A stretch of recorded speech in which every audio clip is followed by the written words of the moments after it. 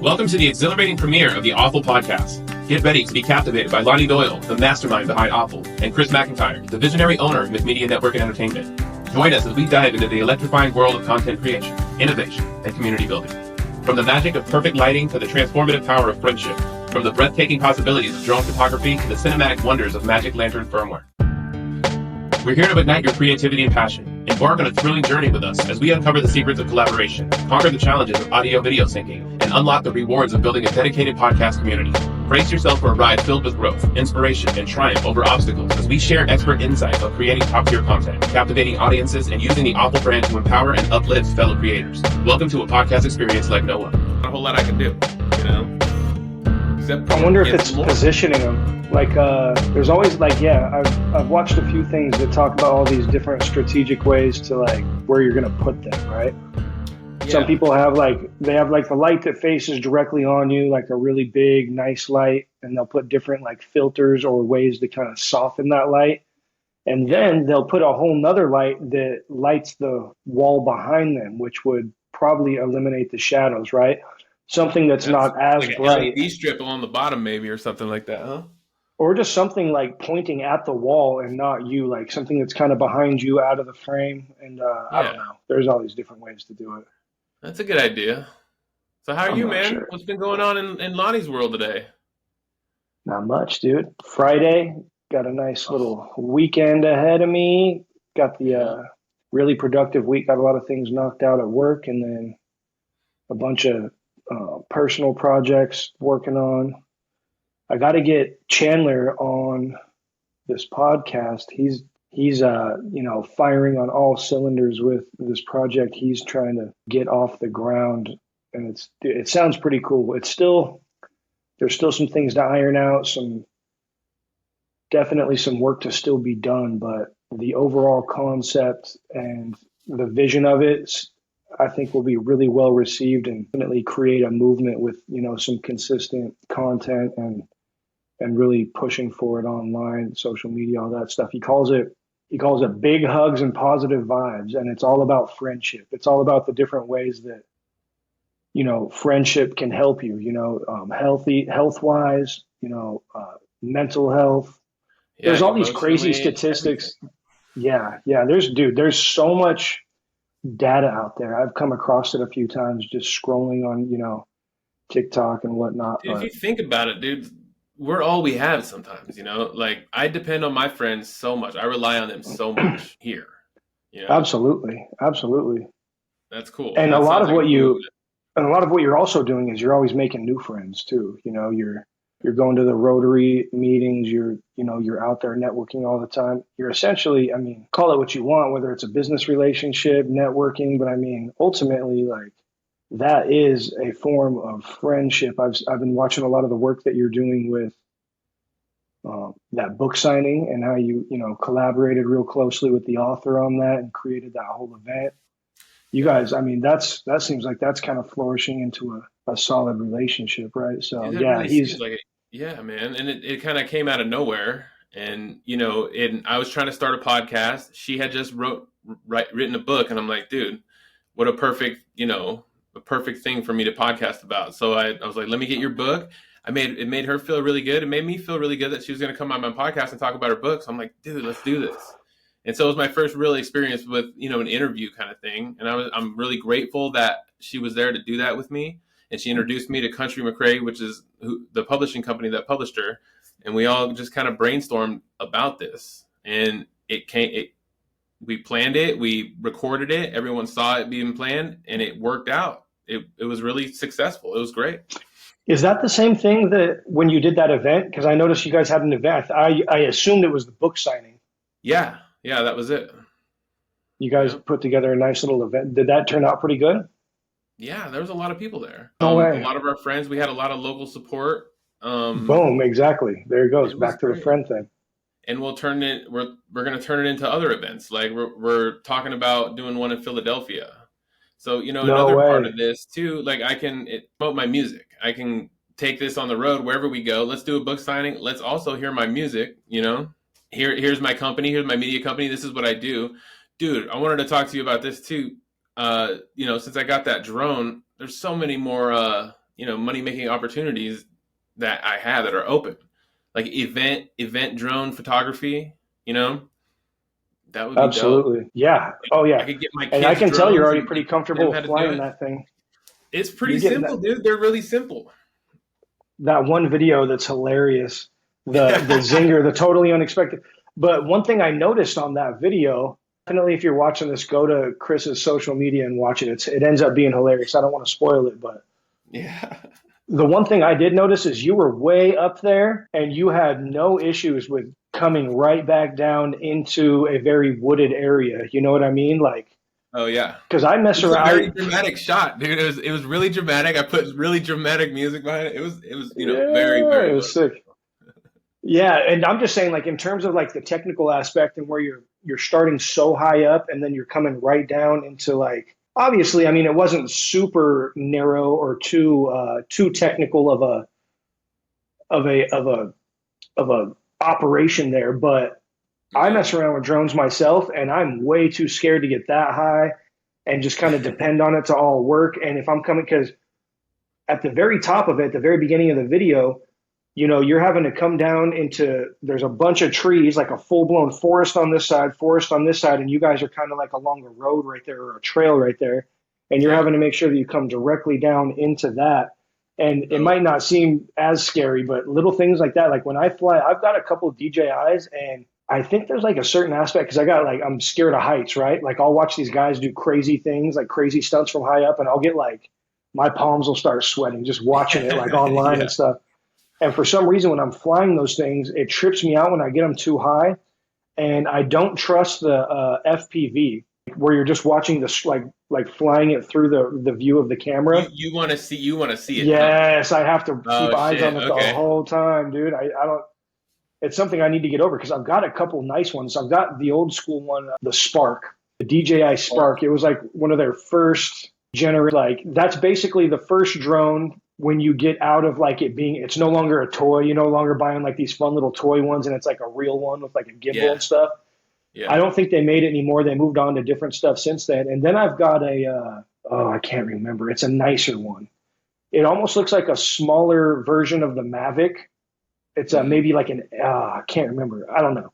It's nice. I got a bunch of batteries for it and everything, and I never use either of them. So I got to start getting more into that. But that's kind of what I had in mind at first. I'm like, dude, people need this. Like real estate agents need this. People selling land need this. All sorts of stuff.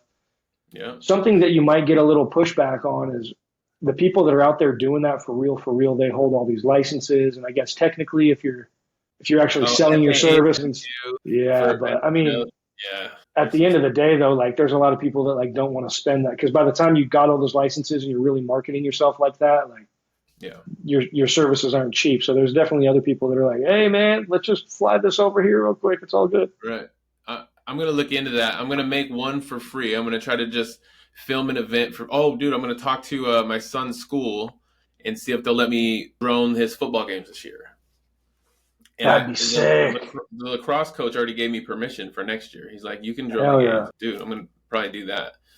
I don't know. There's so many more opportunities that I see now that I have it. I'm like, oh man, because I want to put it up everywhere. And I'm like, the video's good. Like the video comes out really good. It's in 4K. Dude, yeah, the gimbal on those makes it look so legit. That steady shot, it makes all the difference. It kind of gives it such a professional feel, dude. I was telling Amanda last night. I was telling my wife that I want to film a movie event one day. I want to film a movie shot entirely with a drone. Like I was watching these drone videos where people were whipping it inside of buildings and upstairs and like just through everything. I'm like, dude, you could do everything. You could film an entire movie with it. And I could like voiceover I could do voiceovers, just film footage and completely talk the whole movie if I wanted. I don't know. Yeah. Creative day yesterday. And if you have really good mics, I think if you have really good microphones, they'll mute out any noise that the drone's making, and you'll just hear the person saying their lines or whatever too. So there's definitely ways to do that. Right. That would be sick, dude. That'd be really cool. But like what I envision, the scene that I see, dude, there's like two people like walking down the beach, and the shot is like backing up and away from them, kind of, but you can hear them talking as they're walking away. I don't know. Then I'm like, dude, you could do the whole movie like that. No, that's a really cool concept. I think the novelty of just being able to say that it was 100% shot with drone footage would kind of be the appeal to it. Normally, people like use a lot of the drone shots as like B-roll, right? Like the cut scenes and stuff like that. If you could actually get like actual scenes and like it'd be good for action scenes too, like whipping around, like swinging around, because you see like these really high budget Hollywood films where they're doing moving shots and they're like laying down like the equivalent of like a full blown like train track to like run their super expensive equipment. You can just knock that out with a quick little freaking drone shot, dude. That'd be sick. Right. Or what I could do is just start filming me and my friends, or make my friends act when I'm hanging out with them, because I kind of do that shit to them. Just be like, hey man, I need you to say this for a second. I'm gonna put the drone right here. You walk away and you say this, and I'll just record it over the 8 years, and I'll finally have enough. I'll just keep putting it together, very slow. Yeah. Like, man, that main character, dude, he looks like he aged a little faster than the freaking time frame of the movie, but it's like he's like 10 years older at the end there. That's crazy. No, you just got to make the timeline of the movie take place over that same amount of time. That'd be hilarious. Yeah, I don't know. The possibilities are endless, and I'm very excited to have a DJI Mini Pro. And if you're listening, go ahead and sponsor the show. I'll talk about you all day long. Dude, I've actually got a handheld gimbal that I can put my cameras on. I got a Canon and a Nokia. Uh-huh. I'll send you a link for a video I made a while back. It was just kind of covering this little event type thing, and it ended up being pretty cool. Put some music to it and stuff. It came out nice. But I think I'm going to break it out tomorrow. Tomorrow I've got to cover a powwow. Our tribe, we have a language department, and every year it's kind of like a youth powwow. It's like we call it like the Kaw Nation youth powwow, basically. They're called Team Taje Sage, and I think that means something about goats, like they're the goats, you know what I mean? Like the greatest of all time. They go and compete all around, and they clean up. Yeah, they compete in like these contests and stuff where they speak, like they do these skits in like the native language and stuff. But this powwow is kind of a huge fundraiser where they do it every year, and it helps raise a lot of money for the different stuff they do. And I'm always there taking pictures. Like I'll take pictures of pictures of like the event, the people dancing. Yeah. And then we get the winners. We'll always take pictures of the winners, like people that won the contest, and those will go in like the newsletter, stuff like that. Yeah. I think I'm going to level up tomorrow though at this. It's tomorrow night. And I think I'm going to definitely be taking pictures, but I'm going to be that weird guy walking around with my camera on a gimbal, like getting some cool shots of like everything too. Edit that into like a cool little video. Yeah. I haven't people don't mind it as much. To do that yet. I'll get there. Yeah, it's tough. The first time I did it, it was a veterans ruck where it's like where people they have weighted backpacks and they go on these long hikes. And this one was to raise like awareness of like veteran suicide, stuff like that. So we did this huge ruck event at our powwow grounds actually. And and it's so funny because these gimbals, they work so good that I'm literally like, I'm holding it and I'm running because I want to get way ahead of them so I can get that shot of like walking back by them and everything. Yeah. And I'm running around like crazy, catching up to them, filming them. And I'm like, I know these gimbals are good, but I am like full blown running, jostling like bouncing. Crazy. Yeah. And the footage just comes out smooth. It's like, dude, these things are, and dude, the little edit that I put together came out clean. It worked pretty good. So I'm excited. I mean, and that was people just walking, you know what I'm saying? That was people just walking like along this trail. This is going to be a powwow where like people are like dancing and it's this contest and everybody's dressed in like these beautiful, colorful, like regalia outfits and stuff. So I mean, the content's there. As long as I'm shooting it, it's going to come out sick, dude. It's going to come out super sick. Hell yeah. Yeah. Are you use Adobe Pro, don't you? Premiere Pro. Yeah. I try to use that as much as possible. Yeah. It usually ends up being a combo of the two, though. Yeah. I might import what I've done with Premiere Pro into CapCut at the end and maybe mess around with a couple of the cool little effects they have. Mm-hmm. I'm actually getting more and more comfortable with Premiere Pro, though, just being able to do it all in there. And there's a lot of really cool stuff you can do with the color grading. You can mess with the colors, and there's these thing called LUTs, L-U-T. I don't know what it stands for, but you can download it like to where it's like settings. It's like color grading settings that people have already created, and then they save that.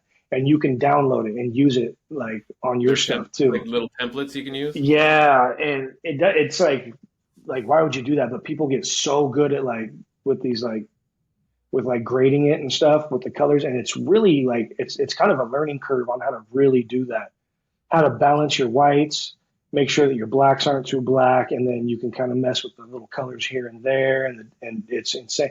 When people are really good at it and they've got nice equipment, that's kind of the difference between, like, have you ever noticed, like, why do the movies look like that?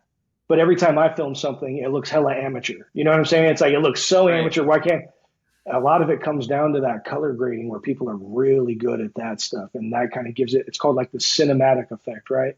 Obviously, there's cinema. How can you tell cameras. that I'm posting somebody else's picture or a picture I took with my iPhone, you know? Yeah, it's like, how do you, yeah, why is it always so obvious that it's like amateur? Well, there's these little things you can do. Obviously, there's super expensive equipment. I don't know if I've ever talked about it on these pods we do. This is really cool, though. I'm sure I've talked about it, but screw it. This is really cool. So there's this software, or they kind of, I guess it's firmware, and it's called Magic Lantern.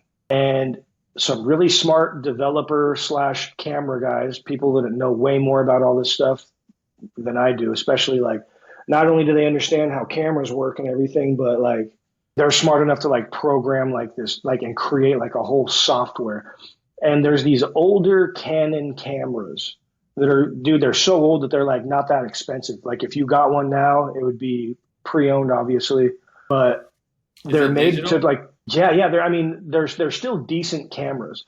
Like the one I use, and this Magic Lantern software is really popular with. It's a Canon OM. There's EOS whatever nowadays. Even like the top ones are like an EOS something. Yeah. But the EOS M is like the OG one, and it's like from like 2011. And it like in 2011, I guess like it didn't sell. It wasn't like a huge hit back when it came out. Nothing too crazy. There's way better cameras nowadays. But if you upload this Magic Lantern software onto a SD card and then put that SD card in your camera, it basically like hacks your camera. It bypasses all the Canon functionality, all the Canon software, like all the settings that come on at factory. And now you're in this whole different Magic Lantern menu. And it basically, it takes my little camera. I bought one. I went down the rabbit hole. Yeah. And I scored it for like $220 for the camera. That's not much when you're getting into like the camera world. Man. And when you put that software on it, it allows you to it gives your camera the capability to record in 4K RAW. And when you can record in RAW, that's when you're getting into like the cinematic world where you can really like go in and color grade it, like in Premiere Pro. Or there's a bunch of, I think there's one called DaVinci or something like that. There's a bunch of different programs. And that's when you can start really getting that crazy cinematic feel to it. And there's a guy, I first found out about it because there's a guy on. Dude, you're going to have to show me how to do that. You're going to have to teach me how to do that. Bro, it's insane. I'm going to definitely show you. I'll show you how to do it. I'll show you everything I know and then show you all the resources to continue to learn. There's a Facebook community where people ask questions all the time and stuff. But, so the way I found out about it originally, there's a YouTube video. I forget the creator's name, but he's like, he calls it like, I forget what he calls it. But he basically says, he compares this EOS M with the Magic Lantern firmware to his like $20,000 cinema camera and puts the footage side by side. And obviously the super nice cinema, it's close. It's insanely close for you being like under $500 by the time you got the gimbal and everything. You know what I'm saying? Yeah, it's insane. There's a lot of shortcomings. There's a lot of shortcomings. Like they call it a workflow. So the workflow is you have to export your footage into this exclusive program that was created only for Canon cameras with the Magic Lantern software. You have to start there. So you have to export it only to that. There's small little editing options on that. But then once you're on there, then you can save it and export it a certain way that you can now import it into Premiere Pro, DaVinci, anything like that. And so there's a whole extra step. So when it comes to workflow, if you're doing a lot of footage and you're like a creative, life's way easier if you have the super nice. Yeah. So and I mean, the batteries on these things are like not that crazy. Like the batteries die pretty quick because it's like an old school camera and it's not like meant for all this super high performance shit that the software allows it to do. So then there's people that take these, I think they call them like dummy batteries or something, to where you put it, you put this thing in your battery compartment, but there's a cord coming off it and it's hooked up to a bank. So now you got a cord running to like a bigger battery that's hooked up to your hip or wherever.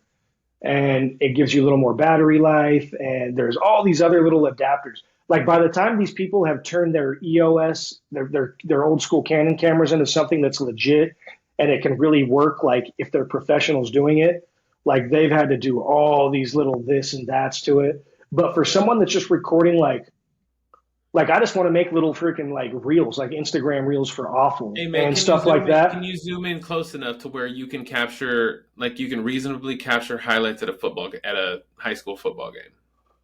Close but you know, it's by the time you're doing 4K, the frames per second aren't that fast. So there's shortcomings like that. Like you wouldn't want to be doing like long form, like you wouldn't want to record a whole game. This is like recording just plays. Yeah, if you wanted to do like quick little cuts, like if like you got a quick shot of like somebody catching a pass and you got a good angle on it and stuff like that, it would come out pretty good. I'll send you some links of the clips that people are putting together with this. It's more like slower moving, dramatic stuff. It'll take there was a guy like just taking a picture of a bridge and water running under the bridge and a little bit of wind flowing through some branches over here in the side. And it takes something that simple, and after you record it in this RAW and then you go color grade it and you use some of those crazy LUTs and those color grade skills, you're looking at that and it's so dramatic. It's so cinematic that it like draws emotion here, man. Dude, I'm telling you, it like draws emotion out of you. You're like, what is this? It's crazy.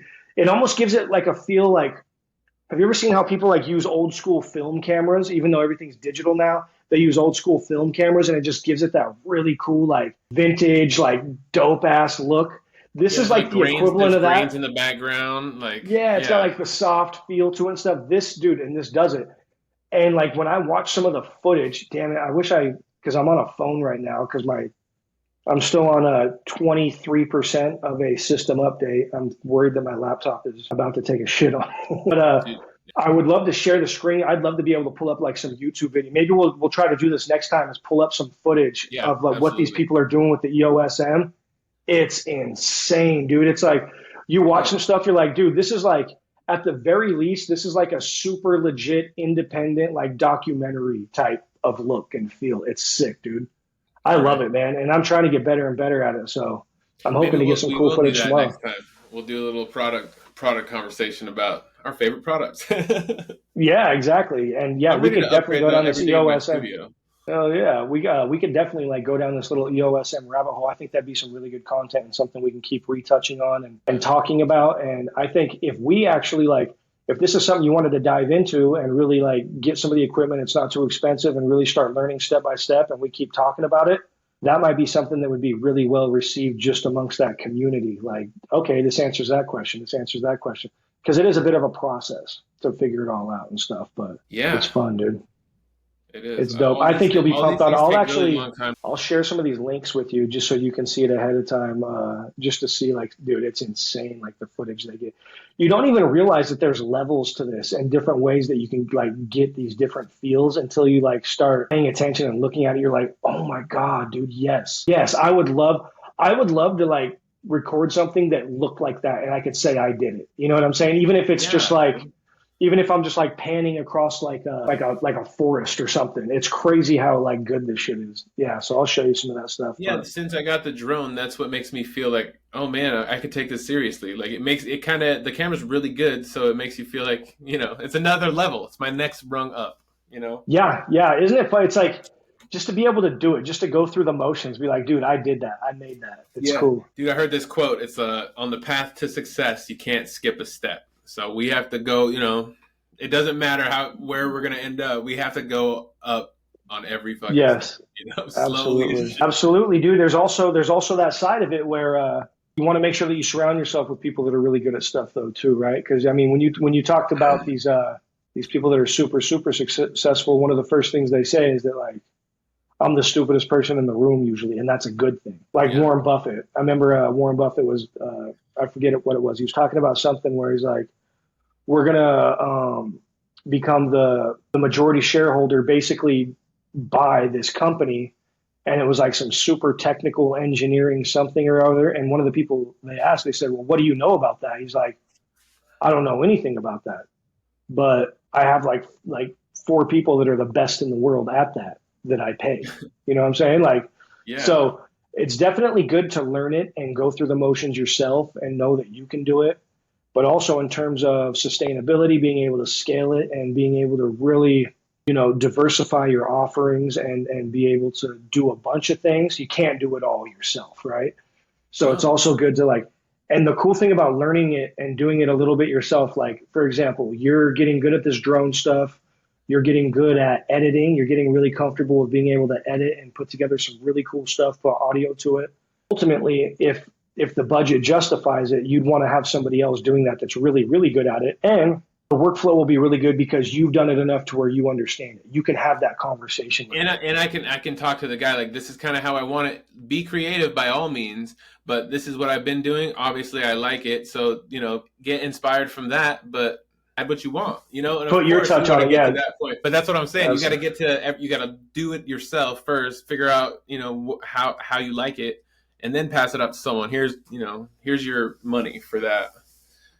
Yeah. That stuff's not cheap, dude, but no, neither is running this shit. Like, this is expensive. Just trying to a podcast, you know, doing a podcast right now. But I got like, I don't know. You're paying rent on that office. You know what I'm saying? You're paying power bills on that and then all the lights, all the equipment. What are you recording with right now? What kind of camera are you using? It's a Razor 1000, I think.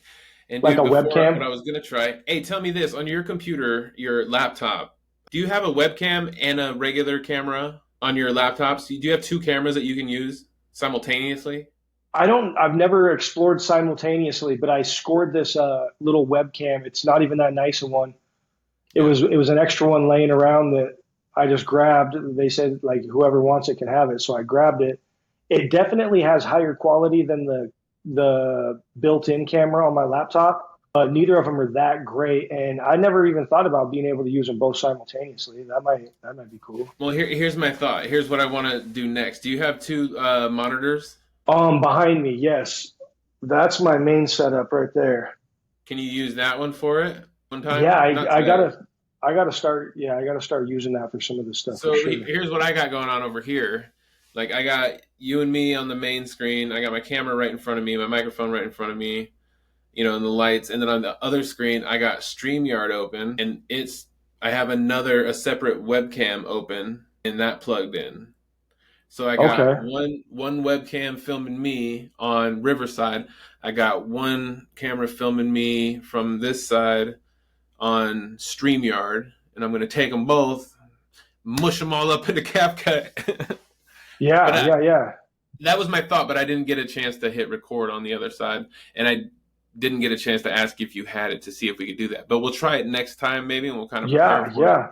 But I don't know. Worst case is I can just take. I got other cameras. I got a dope ass like Nokia actual like mirrorless dope camera that I can set up on this thing, set it up on that bad boy, and just have that separate. You know what I'm saying? And maybe I got to still get a cool mic too. Like if I have a whole separate source of video and audio that can go along with whatever we're doing on the river. What's it called? River what? Riverside. Then you can just start using all sorts of different cool stuff. And I could do it, like, I figured this out because the first podcast I tried to do in here, I tried to record it with Riverside. So it was an online program that we're using, and me and the dude were here live in the studio. So I hit record. He was my first person here. We sat down, we talked for an hour and a half. Great conversation. And when we finished, I looked over and I'm like, oh man, the internet cut out. It recorded 18 seconds after an hour and a half. You'll notice a lot of these podcasters, like, who is it? There's a guy, Bradley Martin. He does Raw Talk. He's like this big old buff dude, like content creator. He's pretty cool. He's got a cool podcast. Something I noticed though is because sometimes I'll come across them when I'm scrolling Snapchat. There was almost like a behind the scenes clip of him getting ready for this podcast he does. And dude, he had like 5 or 6 nice ass cameras on tripods, all just next to each other, pointing at the same thing. I'm like, what? And I think that's like, because he gets big guests. Like he gets like big legit guests and he flies them in and does all that kind of stuff to where he's like, Yeah. I'm not risking nothing, dude. 4 of these things can freaking mess up and I'm still making sure that I got something. You know what I mean? Yeah. So yeah, having the backup for sure is huge. I've done that, and all I do is record audio on that radio show. Right. And I've had it actually happened twice. So I have a Rodecaster. It's like a mixer, and then all my microphones are hooked up to that. And when that's all hooked up, that's also hooked up to the laptop. But when we have our headphones on and we're talking to each other, we hear each other through the microphones. You know, like we sound good to each other.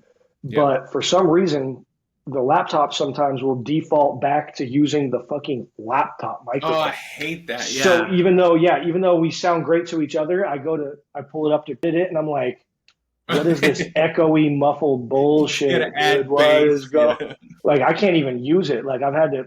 Luckily, both times they were cool enough to come. And what's funny is the second time around, you always do it a little bit better. You know what I mean? So yeah, right. But so yeah. How I remedied that is I was like, okay, I can't screw that up again. So I did my regular camera app on the computer, so it's offline. I got the music program Ableton Live that I record music with open for audio only, and then I had a second phone that I have set up on a tripod over here, and then the webcam right here. And then I recorded all of that. Like if one of them fail, I'll have something. I'll have the audio on the camera. I'll have the audio. I'll have something. And then I tried to see if it was possible, because I'd never tried it before, to sync a whole nother audio clip with the mouth running of the other one perfectly. Yeah. And it's hard. Yeah. It's hard to fuck to do. It is. It's not easy, but you can definitely do it. You can do it. It's doable. I've gone down that rabbit hole before where my audio was completely separate from my video, and I had to bring them both as separate tracks into the editing. And yeah. And it's funny, what was killing me, dude, was I had it all, like when I'm editing it, it's matched up. The mouth movements are perfect with the audio, everything's perfect. And then I pull it up because I put it on YouTube. I pull up the YouTube video, and then I've got it hooked up to the Bluetooth in my car. And I'll have it playing while I'm driving, kind of just set up to where I can glance over to it every once in a while. And I'm hearing it through the speakers in the car. Yeah. But my Bluetooth in my car is horrible, and there's a little delay. No matter what you watch, there's a little delay between the mouth movements and the audio, but it's just the Bluetooth. And I'm like watching it as I'm driving to work that day, and my heart's broken. I'm like, how did I not notice that it was that off? I was so butthurt. And then I realized, I'm like, oh, okay, never mind. It's just the car's Bluetooth. It's good. It's good. Because I went and watched it on an actual PC again, and it was all good. So, man, that audio game's fun. Yeah, it was all good. It's just, for whatever reason, there's a little delay on the Bluetooth where when the Bluetooth relays the content to my actual speakers in my car and stuff, like the audio is a little bit delayed just because Bluetooth's slow. Yeah, I have my car's Bluetooth is slow. Like when I record in my truck, there is a delay, and I think that it's on one of my videos. Like you can pick up on it even on after the fact. So I'm like, fuck. I guess I can't do it on Bluetooth. I don't know. Even when you watch it on like other stuff, like you pull it up later when you're not on your Bluetooth and it's still a little bit off? Yeah. That's weird. I wonder if cars are just using shitty Bluetooth. Just one video. I don't know. Weird. Maybe not. I'll have to look into this further. Make sure you're watching it on different stuff. Like make sure you pull it up on your phone outside of the car. Maybe pull it up on your PC when you're on like good Wi-Fi and double check it. Because I was about to I was almost going to delete it. Like I was embarrassed. I'm like, God damn it, the audio's off. Like I was almost when I got to my office, I was going to be like, delete this. I got to redo it. Yeah. Thank God I didn't. God I didn't. Hey man, the content game is hard out here, man. Oh, dude, I'm not even on your level. The amount of stuff you're putting out. I know that's a grind. I know that's hard, dude. You know, the reason I switched all the podcast stuff to a whole, like I just started the TikTok account. I'm like, man, I bet all my friends and family feel like I'm spamming them all the time with like commercials, you know? Yeah. They're like unfollow. I'm like, no, man, I feel you, but I got to put it out there. So y'all don't have to watch it. I'll just put it over here. Yeah. That's actually something that kind of stops a lot of people from trying to do something like what you're doing, is because they're worried about like what their friends and family are going to think. Pressure from It's almost like, could I start a separate account that no one's going to see except for strangers? Right. I'd be way more comfortable with that, but you just got to do it. You got to do it. My friends and family, for the most part, are really supportive of what I'm doing. Like super supportive, as a family should be. Absolutely. I appreciate that. You're going through all the motions. Like, watch, you're going to be so good at this in a couple years that you're going to look back at like some of your earlier stuff and you're going to be like, dude. I do that. That's what everybody says. That's what all these people. I looked at a piece that I made, and it was like 2 years ago when I decided that I was like, all right, I'm going to fucking try, And like, it's still pretty good. Like, I think it's good, but I'm like, damn, I've came a long way since that. I can only imagine. If you follow me forever, like you could just see the changes. That was funny. Mm-hmm. That was cool. The thing is you had to do that. You had to do that to get where you are. So you have to start somewhere. And the cool thing is you don't have a huge audience when you're doing all your awkward shit. You know what I'm saying? So yeah. Even what's his name, Mr. Beast. He even says like when he goes and watches some of his old stuff, he just wishes it would never existed, right? Yeah. And he was putting out YouTube videos for like 2 years or something crazy before like he had like more than like 5 views on his shit. Yeah. Or like he was getting crazy low views, like insanely low views for a long time. So the fact that I saw that you were showing some of your Spotify stats, dude, you're growing at a pretty good rate. You're growing at a really good rate. So that's good news. And thank you to everyone. Well, I don't know if they're going to hear that because this is going to be the first episode of our podcast. Yeah. What are we calling it? I don't know. Should we say it a Win for the Losers podcast or? I like that. It's a mouthful. I think, the awful podcast, it'll get your attention. And people will think you're saying awful, like AWFUL. And then maybe if they stick around long enough, they'll realize that it's, an acronym. And not only any acronym, but it's literally a acronym with 4 letters. And I was thinking we come up with another, a different one every episode. That would be sick. Dude. There's a bunch of them to work towards, That would be cool. Yeah. What are we thinking of like for a theme? Like, I mean, we don't even really got to stick to any specific theme. I feel like we just kind of riff and it comes out decent. So yeah, it does come out good. But we're working on a lot of stuff. I don't know.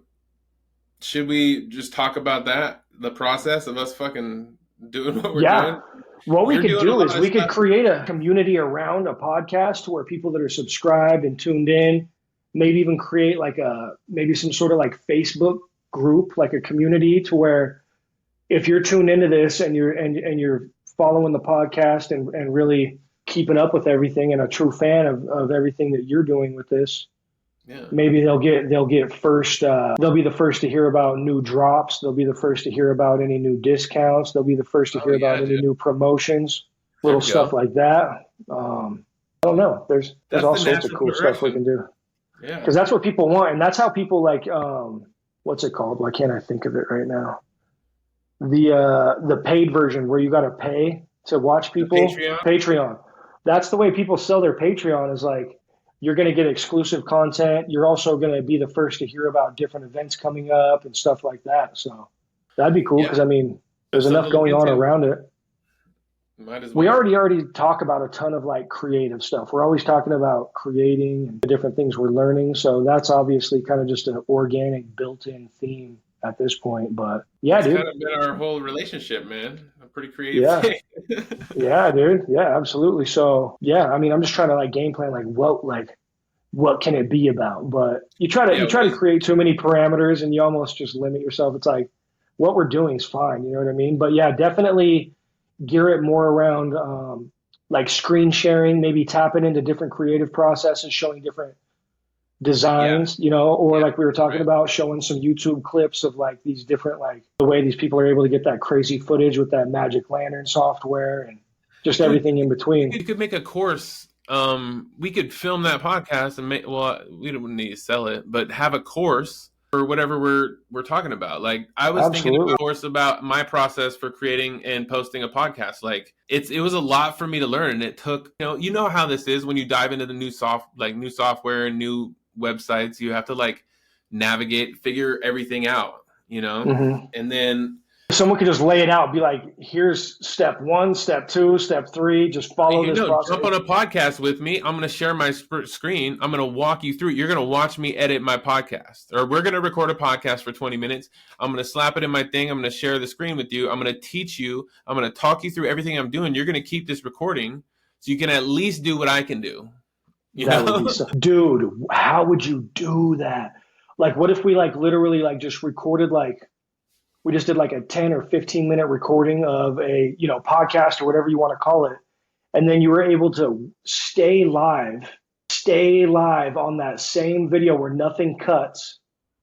And all of a sudden the first 15 minutes of it, you have dropped into, any type of software. And you're literally, now you're screen sharing, editing that first 15 minutes of the thing that we're still on.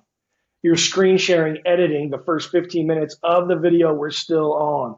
That would be insane. I want to know how to do that. There's got to be a way, dude. And I'm sure people have done it, but that's sick. There's someone editing right behind, like in live, they're streaming right now, and there's someone editing on the way out, Right. Or like sports, right? Where they got the slow-mo replay just immediately and stuff. So there's got to be a way to do it. Especially if we get really good at multiple cameras to where we're switching angles live, even during the recording. Because then it would feel like nothing if all of a sudden so you're switching angles and you're doing stuff, but you switch to one angle that takes you away from this camera, and real quick you could take that fucking SD card out, put that into something, upload it to where now you have it in an editing capacity, another SD card in that camera, and get that fucker live again to where you're switching back to that view and you were only away from it for a second. There's got to be ways to do that. That would be sick. All I'm saying is if it felt cohesive. If the person from the outside looking in, the viewer of the podcast felt like nothing changed and it just felt cohesive and I'm sitting here watching, but now all of a sudden we're in the same podcast, you're pulling up screen sharing of editing the beginning of that very same pod, that would be sick, dude. I don't even know if I'm explaining that right, but that would be dope, dude. Let's do a little test right now. Let's see if I can do this. Where is it? What the heck? Oh, here we go. Can you see that? Yeah. Absolutely. Is that CapCut? Yeah. Dude, your CapCut looks crazy. Are you paying for like a premium version of it or something? Only the best, you know what I'm saying? Dude, no, it looks like a different dashboard than what I'm using. Hey, let me know how it sounds over there, and let's talk over this music for a second. Can you hear that? Yeah, a little bit. Is it very faint? Yeah, very faint. Okay. Well, but you could still. So if I wanted to talk you through some shit, I could teach you. Yeah, and all you would need is like some sort of mic up to neck closer to whatever that speaker is or whatever. Yeah. So, dude, that has value. I swear, because it took me forever to learn, guys. And the little part right here, your little video is somehow the beginning 10 minutes of the very same thing that we're on right now. Right. There's got to be something there's got to be some sort of feature in the Riverside or something. Hey, I think I figured that out though while we were talking, because there's these devices at, I believe it's Target and Best Buy, called like video interfaces. So I have an audio interface for recording. Yeah. And I bet this looked like a foot switch, like it had pedal, like switches on it. Like you could switch between cameras. Yeah, there's stuff like that. That would be, that's it, right? You could like control, like, I want this angle right now. Or you could do it like if you had a guest right next to me, I could be like, all right, put it on him when she's talking, put it back on me when I'm talking. I want to start figuring that stuff out. I'm going to figure it all out. Yeah. We're going to get it in because we're going to help each other. All right, cool. Well, we've got our work cut out, dude. We got things to aspire for, things to grind towards. Yeah, man. That's all one needs. Something to work toward. As long as we're working towards something meaningful, it's going to be okay. Dude, the fit, the almost above average outfit. How's that been doing? How's that holding up? Has that been received well? People like it or what? Yeah, people do like it. My kids like it. Looks sick. I The dig shorts look so cool, man. I love those shorts. it. Me too. I think They're you're taller. You're taller, and you're in good shape and stuff right now. So that fit looked really good on you. It does. I'm The wondering sleeves, if those. dude. The sleeves are nice and long, and they're nice and tight. So Yeah, they look really it's good. nice and form fitting. Yeah, I'm wondering if those shorts are going to be because the shorter shorts are kind of like the hit right now, and that's the look that it has on you. I'm yeah, wondering for like if it'll stay that proportion and kind of scale correctly for all heights and stuff. So I'm interested to see that. But that shit, yeah, it's good, dude. It looks good. It fits you perfect. yeah, dude. I appreciate it. Everyone likes it. So yeah, I'm gonna get some stuff for the boys because they're interested now. So Yeah, that's sick. Yeah, let's get them some dope shit. that was super cool. Get some edits of them lifting, wearing stuff. Oh yeah, dude. So Yes. so we gotta figure out like there's some stuff that would be cool right now that's available, the current drops, but it's time to kind of start getting into some other stuff too. I got to do another drop soon. I've been trying to work on the crow and the dove, the dichotomy of that, and different ways to do that. I'm gonna keep grinding on that, but I've also just got some other stuff, just some other quick stuff I need to slap together just to have some more cool shirts and shorts. I kind of like that whole theme with the flowers. That one has flowers and doves. The last summer season, I dropped kind of like these tropical flowers. It was a black shorts with a bunch of different crazy colorful tropical flowers all over them. I'll probably bring Okay. that back and then do a couple other renditions of that, and maybe even do the shirt to match, kind of like what you have, where you kind of have a matching theme there. I'd be able to get something together like that for them, and either way, like some cool hoodies and T-shirts and stuff, just to Yeah. get some. And dude, I want to let you know about. I can't think of it right now. What's the name of it? So there's I don't know how much longer it'll be up, but there's like a beta version and it's free, and it's a legit prompt generated AI like art generator. So you got all these really good ones out right now. You got Dolly. You've got a few of them out right now that are really good, but the good ones you have to pay for. Like they're like a monthly fee. Well, I came across this one. What's it called? I don't even know if I'd want to share the sauce too much on the podcast. I'm just kidding. But dude, it's legit, and the stuff it's making, it isn't like full blown like what's that one called? Mid Journey. It's not quite on the level of Mid Journey, but it's close, dude. It's like it's not whack. It's like it's pretty good. And that's a great way to like get some cool art going, and I'm going to start messing with that, especially if you can take it, import it into Photoshop, start putting your own fonts with it, and start messing around with your own like symmetrical shapes surrounding it. And there's a lot of little steps. Like when you're using DTG printing, you don't want it to just be a full slab of like full color, like just a big old slab of ink on your shirt. You want to kind of make it to where it's like slightly like distressed and the background's gone on a lot of it and stuff. I'm excited about trying to do some of that because there's a lot of guys right now they have these apparel brands where they're killing it with that kind of stuff. Like it looks dope. Like the font will look sick. The overall look of the design on their t-shirts and hoodies looks really good, but you can tell like that it started with like some form of like Mid Journey or Dolly or this AI art programs. So Nice. and then they kind of build around it. So I want to mess with some of that too. But we need to get some drops going. I saw you shared me you sent me a picture of one of your boys. He's doing like graffiti, AWFL graffiti on his Yeah, dude. during class on his paper. Oh That made me god. so Yeah, we gotta double down on that. If he's fired up, if it's in his mind enough to where he's like writing it in class and stuff, that's kind of dope that he even understands the AFL concept because I feel like a lot of my most recent designs, there's not a lot of stuff that's just straight saying AWFL. It'll be like something that says acronym with 4 letters or something like that. But it's like the fact that he's like kind of sees that it's like he's reduced it back down to that means he's paying attention. So that's sick. We got to double down on that. We got to definitely get some stuff going. And he likes the vilified verified hoodie that I got, and I've been telling him about it all the time, and so it's always in his head. And he's like, Yeah. he is excited about it though. I like it too, man. It's cool. He can go to school like, what is that? Yeah, this is my dad's podcast. Yeah. Stuff. You know what I'm saying? That's cool to say. Absolutely. Hell yeah. Dude, like that's my friend. Hey, what's up to my son's friends if you're listening? He was telling me that some of my son's friends listen to my podcast. I'm like, that's sick. No, and like that could be something to where like he's wearing, he's rocking it, and it's cool. It's cool stuff that he can even have input on. Yeah. To where he's like, people are like, "What is that?" He'd be like, "I've got the plug on this. Like, what? You want some? Like, what's up, 100%. dude? Like, I got, you know what I'm saying? I've got motion. I got motion in this. Yeah, I got stakes. I'm a stakeholder in this. All right. That's right. Absolutely. But yeah, dude, I don't know. It feels right, dude. Honestly, like that. That message of that brand just is totally who I am, right? Like it totally fits my personality. Dude, yeah, it fits both of our journeys so beautifully. It does.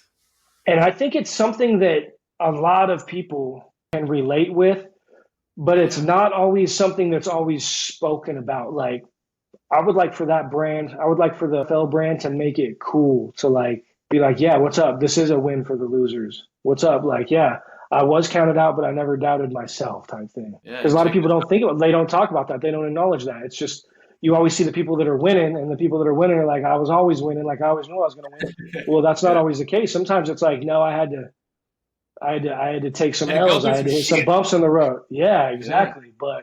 But here I am. Here we are. Make it cool to have that conversation. Make it cool to glorify that. Like, it's okay to not be okay as long as deep down you know that it will be okay, right? Like, yeah, absolutely. It's a cool conversation to have. Absolutely. So I think we need to keep grinding, keep working on that message. It's really cool that my kids understand that message. You know? Yeah. Yeah. They know me. They've seen that. They've seen the darkness. You know. Right. And now they see the fix. And now it's, you know, I'm someone good to look at now. They have something. I mean, obviously they get to see their dad doing all these cool things and grinding and really coming up and doing some cool things. But this almost gives them something to attach it to, like a brand or a movement, something tangible to link it all to, kind of tie it all together. I'd be lying if I say it didn't feel like that. You know what I'm saying? Yeah, it's a beautiful timing thing, dude. I love it, man. I'm so happy. It's so funny because I was watching from afar as you were doing a lot of your content on the different platforms, specifically TikTok. Yeah. And most of the things I do on TikTok are from the AWFL account, the AWFL account. Right. So it's like I almost kind of get to be like a little bit anonymous, right? Yeah. And I'm liking your stuff and I'm following your stuff. And then we start messaging. I'm like, hey, this is Lonnie, by the way. You're like, oh, shit, what's going on? Yeah. That's fire. That's sick, dude. Yeah, that was perfect. That was cool. I'm glad it worked out like that. Absolutely. You know what? I think that's something good to end on. That was a really good message, a really good way to kind of close it out. Yeah. Let's figure this out. Let's do another one very soon. And I feel like a lot of the times when we're talking and we actually get in touch is through this. So I got to make a better effort to have like a little intermediary connection point with you in the middle of the week so we can try to figure out some of the screen sharing, some of this multi-camera, just these different things we can do to really increase the production value of this and make it that much better. We'll work on a schedule too. Absolutely. Figure out how much we're going to do this. You know what I mean? Mm-hmm. Because there is too much and then there is not enough, right? You want it sustainable. You want the whole layout to be sustainable to where it doesn't kill you to do like on a consistent basis. Right. But you don't want it to feel like you're just winging it every time either. Something I was thinking about is a lot of people. There's this guy, Dan Koe, Dankoe, really good at what he does. He's always he kind of just does these like selfie long form YouTube videos where they're like a half hour and he just talks to the camera. And he's so good because what he does is he writes a weekly newsletter. It's like a blog on his website. And he does a really good job with these newsletters to where he's put everything together in the message that he wants to convey that week. And it's structured so beautifully that long form video, when he's just recording himself for the YouTube video, it's all based around that newsletter and the things he wrote in that newsletter. So I don't know if we want to go as crazy as creating a full blown newsletter. It's not impossible. It's actually not that hard, but maybe some sort of living document, something that we can kind of base these episodes around and have really good talking points. You know what I mean? So yes, little things to think about. Yeah. I was going to I almost texted you on the way over here. I'm like, here's the things that I want to talk about. Like, what do you want to talk about? But I think we should structure it, definitely. So let's try to get together sometime this week and just maybe talk about it. Or we could do it on the phone, or we could do it over FaceTime or something. But yeah, for sure. I think this was a successful launch of the AWFL Podcast, y'all. AWFL Podcast. Give us 5 stars, and maybe even email us, mcmedia.network.llc@gmail.com. Tell us what you think. We'll talk about it. If there was anything that we talked about, if there was anything that we covered that you'd like to know more about or like to hear more about on future episodes, reach out and let us know about that. We kind of cover the spectrum and kind of just talk about anything that comes up. And we might not go into super depth on any one thing, but we're more than happy to if that's a point of interest, or if anybody has anything they'd like us to cover. Absolutely. We'd love some feedback. Yeah. We'd also love to teach you something. We'll teach you the skills that we got. It took us a long time to learn them, but we don't want you to go through that. I promise. We're here to help, dude. Let's build a community. Thank you for tuning in to the AWFL Podcast with Lonnie Doyle and Chris McIntyre. If you enjoyed our exhilarating discussions on content creation, drones, and more, please consider sharing our podcast with your friends and leaving us a 5-star review on your favorite platform. Your support means the world to us and helps us continue bringing you valuable insights and inspiration. Together, let's spread the word and keep creativity flowing. Stay tuned for more exciting episodes on the AWFL Podcast.